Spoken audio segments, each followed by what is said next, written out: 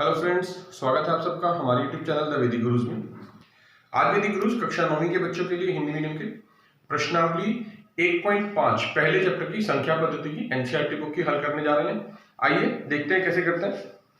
पहला सवाल देखिए, प्रश्नावली 1.5 का लिखा है, बताइए नीचे दी गई संख्याओं में कौन कौन सी संख्याएं परिमेय हैं और कौन कौन सी संख्याएं अपरिमेय हैं। तो देखिए इसमें हम जैसे पहला भाग हमें दिया हुआ है 2 माइनस वर्गमूल 5। तो जो 2 माइनस वर्गमूल 5 है वो एक अपरिमेय संख्या है, वो एक अपरिमेय संख्या है। क्यों है अपरिमेय संख्या? क्योंकि इसके अंदर यहां पर वर्गमूल 5 लिखा हुआ है, अभाज्य संख्या का वर्गमूल।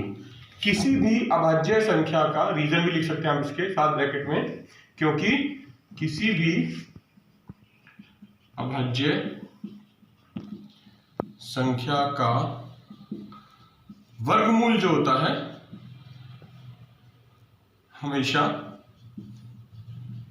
एक अपरिमेय संख्या होता है। तो जितनी भी अभाज्य संख्याएं हैं, अगर हम उन सबका किसी का भी वर्गमूल निकालें तो जो उत्तर आएगा वो हमेशा एक अपरिमेय संख्या आएगा। अपरिमेय संख्या लिख देंगे यहां, होता है। दूसरा भाग है 3 माइनस वर्गमूल 23 जमा वर्गमूल 23। अब आप कहेंगे इसमें भी वर्गमूल 23 जो है 23 अभाज्य संख्या, उसका वर्गमूल दिया हुआ है, तो ये भी अपरिमेय संख्या होनी चाहिए। लेकिन नहीं, हम इसको पहले देखिए हल करके देखते हैं क्या आएगा। 3 माइनस वर्गमूल 3, जब ये ब्रैकेट खोलेंगे तो यहाँ जमा का निशान है, जमा वर्गमूल 3, तो माइनस का वर्गमूल 3 और प्लस का वर्गमूल 3 दोनों कट जाएंगे आपस में, क्या बचेगा? सिर्फ 3, तो जो कि एक परिमेय संख्या है। तो हमें अपना उत्तर जो है, जो भी हमें संख्या दे रखी है उसको पहले हल करना है, उसके बाद बताना है कि परिमेय संख्या या अपरिमेय। अब देखिए इसी प्रकार जो तीसरा भाग है इसमें लिखा है 2 वर्गमूल 7 बटे 7 वर्गमूल 7। वर्गमूल 7 से वर्गमूल 7 कट गया, क्या बचा? 2 बटे 7। पी बटा क्या होगी रूप में लिखी जा सकती है ये, तो ये भी क्या हुआ? एक परिमेय संख्या है, परिमेय संख्या। चौथे भाग में 1 बटा वर्गमूल 2 लिखा और वर्गमूल 2 आगे देखिए अभाज्य संख्या है 2 और उसका वर्गमूल दिया हुआ है, हर के रूप में दिया हुआ है, तो कोई बात नहीं, तब भी ये एक अपरिमेय संख्या ही रहेगी, क्योंकि इसका कारण हम ऊपर बता चुके हैं कि अगर संख्या में किसी भी अभाज्य संख्या का वर्गमूल है तो वो हमेशा एक अपरिमेय संख्या होती है। और पांचवा भाग 2 पाई लिखा है, तो ये भी एक अपरिमेय संख्या है।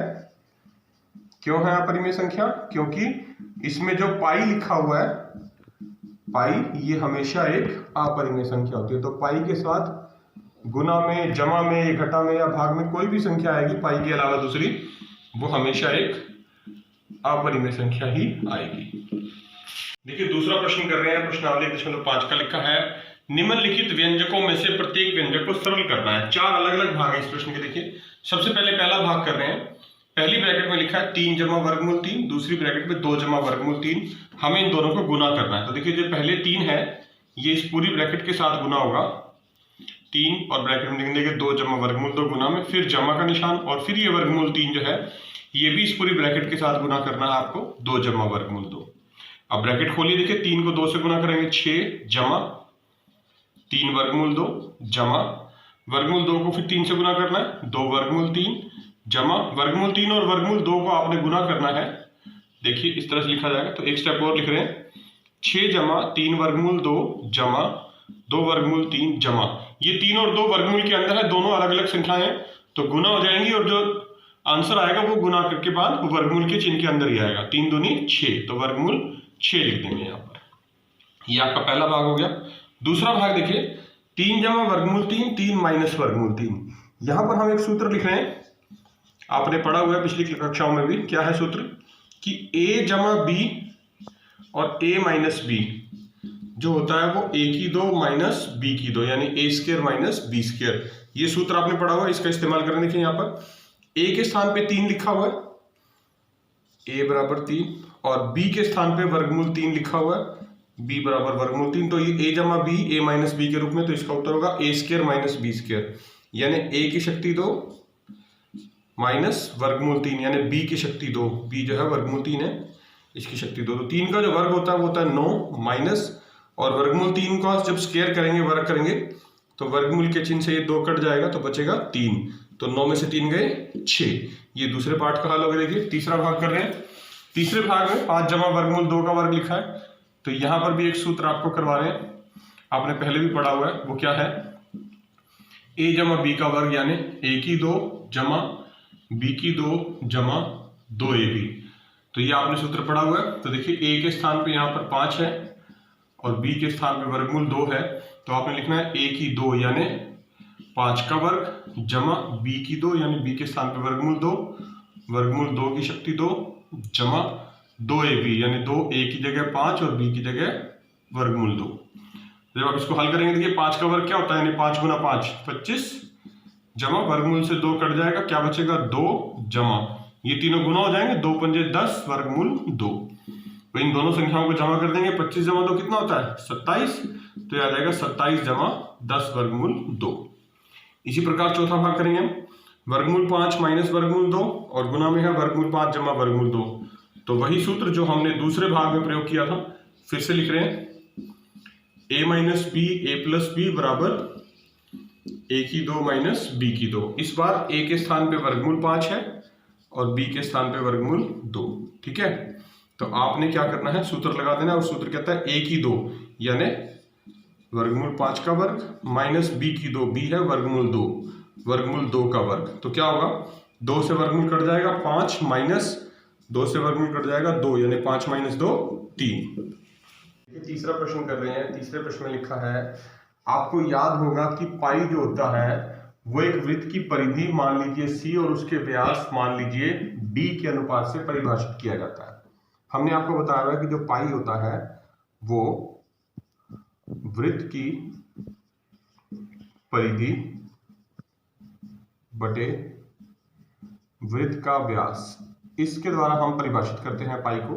क्योंकि जो वृत्त की परिधि है हमें यहाँ प्रश्न में c दे रखी है और वृत्त का व्यास d दे रखा है, तो अगर मैं इनके मान रखूं, c जो होता है वो होता है 2 पाई r, r यहाँ पर त्रिज्या है वृत्त की, और वृत्त का जो व्यास है वो है 2d यानी 2r, r मतलब त्रिज्या का दुगना जो होता है वो व्यास होता है, तो d का मान 2r आता है। देखिए 2 से 2 कट जाता है, r से r कट जाता है, सिर्फ पाई बच जाता है।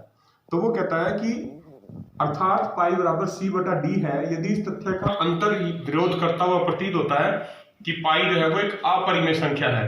क्योंकि हमने कहा हुआ जो भी संख्या बटे में यानी p बटा q के रूप में लिखी जाती है वो परिमेय संख्या होती है, लेकिन हम कह रहे हैं कि जो पाई है वो क्या है, एक अपरिमेय संख्या है। तो इसका अंतर विरोध हो गया ना। ये हम तो कहते हैं कि भाई p बटा q के रूप में जो संख्या होती है वो परिमेय होती है, लेकिन पाई भी ऐसे ही है c बटा d के रूप में, लेकिन हम इसको अपरिमेय संख्या कह रहे हैं। तो वो कह रहे हैं इस अंतर विरोध का निराकरण आप कैसे समझाएंगे कि ये परिमेय संख्या नहीं अपरिमेय संख्या ही है। तो इसका उत्तर बहुत आसान है। देखिए ये एक अपरिमेय संख्या ही है क्योंकि c और d के हम जो मान ज्ञात करते हैं, c और d के मान हम ज्ञात करते हैं, कैसे ज्ञात करते हैं हम ज्ञात करते हैं स्केल की सहायता से, स्केल की सहायता से, स्केल की सहायता से, या किसी और युक्ति द्वारा, या किसी और तरीके से हम इनके c और d के ज्ञात करें युक्ति द्वारा। तो क्या होता है, जो मान प्राप्त होते हैं, तो जो मान प्राप्त होते हैं हमें वो एग्जैक्ट नहीं होते, वो उनकी जो वैल्यू आती है c और d के मान की, वो मान जो हम प्राप्त होते हैं वो सिर्फ जो है अप्रोक्सीमेट वैल्यू होती है। अप्रोक्सीमेट का मतलब होता है, हिंदी में लिखते हैं सन्निकट मान, सन्निकट मान होते हैं, हमें उनकी एग्जैक्ट वैल्यू का नहीं पता होता। और यही कारण है कि हम कहते हैं कि जो पाई है वो c बटा d के रूप में होते हुए भी एक अपरिमेय संख्या है। देखिए चौथा प्रश्न कर रहे हैं, प्रश्नावली 1.5 का लिखा है, संख्या रेखा पर वर्गमूल 9.3 ये एक अपरिमेय संख्या है और हमने इसको संख्या रेखा पर निरूपित करना है। तो संख्या रेखा पर निरूपित करने के लिए देखिए जो इसमें हमने बनाना है इसको, क्योंकि तो आपके पास प्रकार, पेंसिल, स्केल और रबड़ ये सारी चीजें होनी चाहिए। तो सबसे पहले क्या करना है, सबसे पहले आपने क्या करना है, एक रेखाखंड, सबसे पहले एक रेखाखंड AB बराबर 9.3 लेना है। किस प्रकार, देखिए इस तरह से हम क्या करेंगे, एक रेखाखंड बनाएंगे ऐसे, इसका नाम रख देंगे बिंदु ए, और ये हो जाएगा बिंदु बी संख्या रेखा पर, और ये है 9.3 हमने। ठीक है, उसके बाद क्या करना है, एक बिंदु सी लेना है। सी आपने लगाना है संख्या रेखा पर, इस प्रकार लगाना है, इस प्रकार लगाना है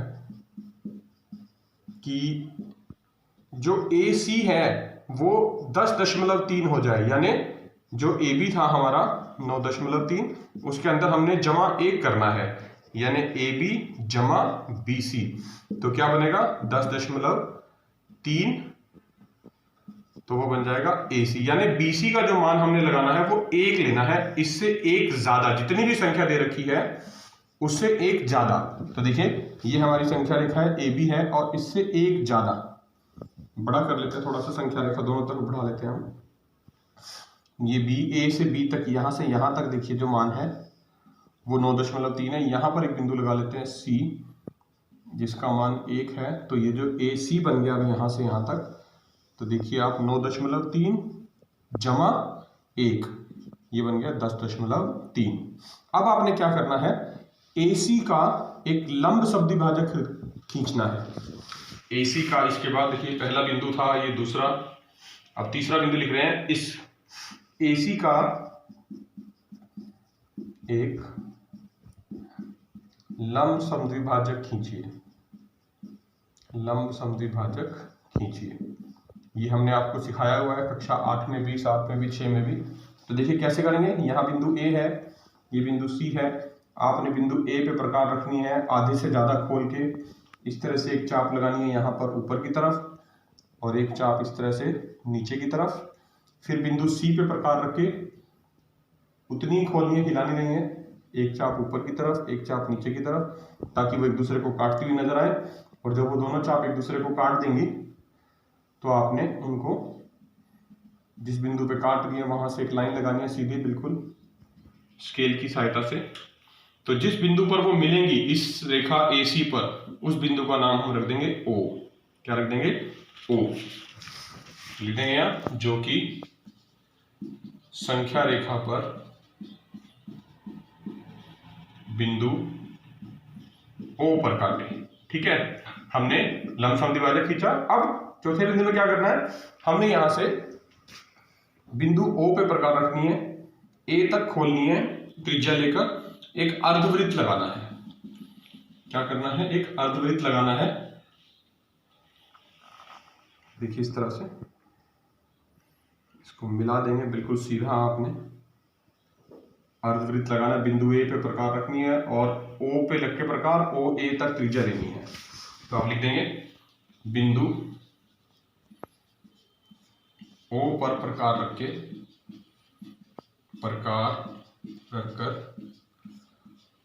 OA त्रिज्या लेकर, यानी OA तक प्रकार खोलकर एक अर्धवृत्त खींचिए, एक अर्धवृत्त खींचिए। ठीक है, हमने ये अर्धवृत्त भी लगा दिया यहाँ पर। अब क्या करना है, बिंदु B पे आना है और बिंदु B पे एक 90 डिग्री का कोण बनाना है। 90 डिग्री का कोण बिंदु B पे आप चाहें तो चांदे की सहायता से या D की सहायता से भी बना सकते हैं। तो ये देखिए 90 डिग्री का कोण बना लिया, और ये इस बिंदु पर मान लीजिए बिंदु E पर काट रहा है अर्धवृत्त को। तो आप यहाँ लिख देंगे, पांचवा बिंदु हो जाएगा कि बिंदु B पर एक लंब डालिए जो अर्धवृत्त पर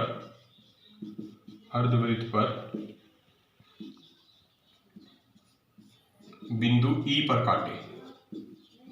ठीक है, E पर कट गया। अब आप ये अर्धवृत्त हमने लगा लिया, बिंदु B पे लंबी खींच लिया। इसके बाद जो इसका आखिरी स्टेप है प्रश्न का, वो क्या है, अब आपने बिंदु O पर प्रकार रखनी है, और ये जो बिंदु E आया था जिसपे हमारा लंब और अर्धवृत्त मिल रहे थे आपस में, OE तक खोलनी है प्रकार, यहां रख के ऐसे, और एक चाप लगानी है। ये जो चाप आएगी ये संख्या रेखा पर यहाँ बिंदु D पर कटेगी। तो जो हमारी दूरी बनेगी अब यहाँ पर, ये बिंदु O से लेकर, इस बार जो दूरी नापनी है O से D तक की दूरी नापनी है, और जो OD दूरी आएगी वो आपकी वर्गमूल 9.3 को निरूपित करेगी। ठीक है, तो हम लिख लेते हैं। देखिए यहाँ पर छठा पॉइंट हमने लिख दिया है, बिंदु O पर प्रकार रखकर OE त्रिज्या लेकर एक चाप लगाएं जो कि संख्या रेखा पर बिंदु D पर मिले।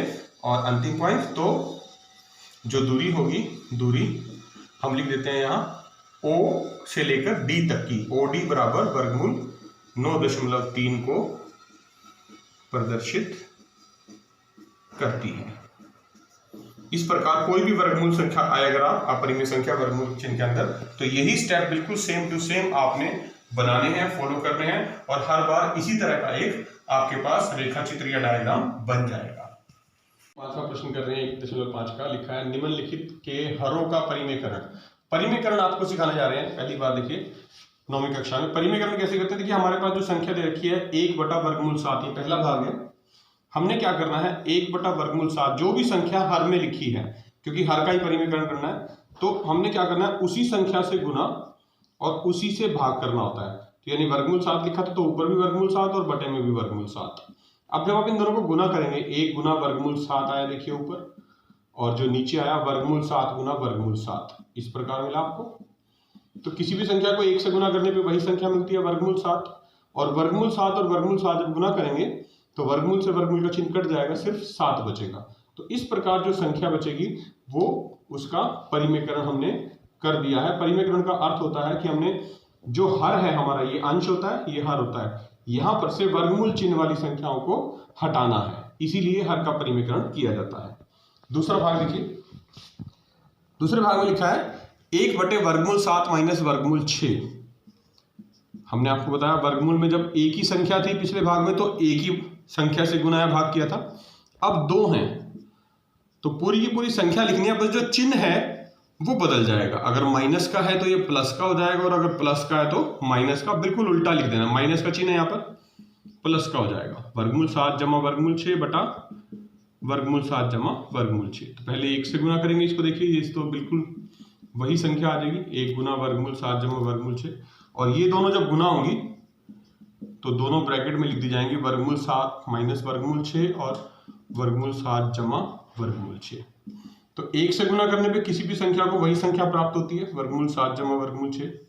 और यहाँ पर हमने आपको अभी सूत्र भी बताए थे, वो सूत्र फिर से लिख देता हूँ। देखिए a माइनस बी, ए जमा बी बराबर क्या होता था, a की 2 माइनस b की 2, यानी a का वर्ग माइनस b का वर्ग।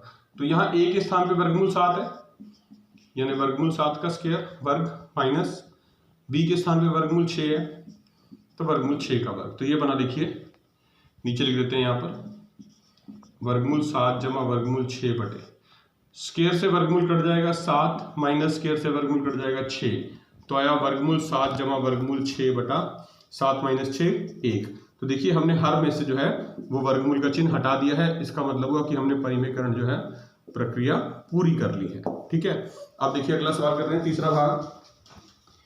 तीसरे भाग में 1/वर्गमूल 5 जमा वर्गमूल 2 लिखा है। 2 संख्याएं हैं लेकिन जो चिन्ह है इस बार वो जमा का है, तो उल्टा कर देना होता है हमें, जमा की जगह घटा आ जाएगा। वर्गमूल 5 माइनस वर्गमूल 2 बटे वर्गमूल 5 माइनस वर्गमूल 2, इन दोनों को गुना करेंगे आप तो 1 गुना में यही सेम संख्या लिखी जाएगी, वर्गमूल 5 माइनस वर्गमूल 2 बटे में वर्गमूल 5 जमा वर्गमूल 2, और दूसरी ब्रैकेट में वर्गमूल 5 माइनस वर्गमूल 2। आपने इन दोनों को गुना करना है तो सूत्र वही वाला, a जमा बी, a माइनस बी, दोनों को गुना करेंगे तो क्या होता है a square minus B square, यानी a की 2 माइनस b की 2। तो देखिए अंश तो बिल्कुल वही आ जाएगा सेम, वर्गमूल 5 माइनस वर्गमूल 2। हर में a के स्थान पे वर्गमूल 5 लिखा है, वर्गमूल 5 की 2, माइनस b के स्थान पे वर्गमूल 2 लिखा है, वर्गमूल 2 का स्क्वायर। तो ये बनेगा देखिए वर्गमूल 5 माइनस वर्गमूल 2 बटे, वर्गमूल से स्क्वायर का चिन्ह वर्ग का चिन्ह कट जाएगा, 5 माइनस यहाँ से ये दोनों कट जाएंगे, ऐसे बचेगा 2, तो 5 में से 2 गए 3, तो ये बचा वर्गमूल 5 माइनस वर्गमूल 2 बटे 3। तो देखिए अंश में से जो वर्गमूल का चिन्ह है उन्हें हटा दिया है, अतः हर का परिमेयकरण पूरा हो चुका है। चौथा भाग, आखिरी भाग देखिए इसका, 1/वर्गमूल 7 माइनस 2। क्या करना है, 2 संख्याएं, एक पे वर्गमूल का चिन्ह है दूसरी पे नहीं है, तो इस बात से कोई फर्क नहीं पड़ता, हमने तो बस ये बीच वाला चिन्ह बदलना है, माइनस का इस बार प्लस का हो जाएगा, वर्गमूल 7 जमा 2 वर्गमूल 7 जमा 2। 1 से गुना करने पे वही संख्या आएगी, वर्गमूल 7 जमा 2 बटे, ये दोनों ब्रैकेट में लिखे जाएंगे, वर्गमूल 7 माइनस 2 वर्गमूल 7 जमा 2। और वही सूत्र जो हर बार लगा रहे हैं, हर में a जमा b, a माइनस बी बराबर a की 2 माइनस b की 2, यही सूत्र लगेगा। a के स्थान पे इस बार वर्गमूल 7 है, तो देखिए पहले अंश लिखते हैं, वर्गमूल 7 जमा 2 आया, 1 से गुना करने पर वही आ गया।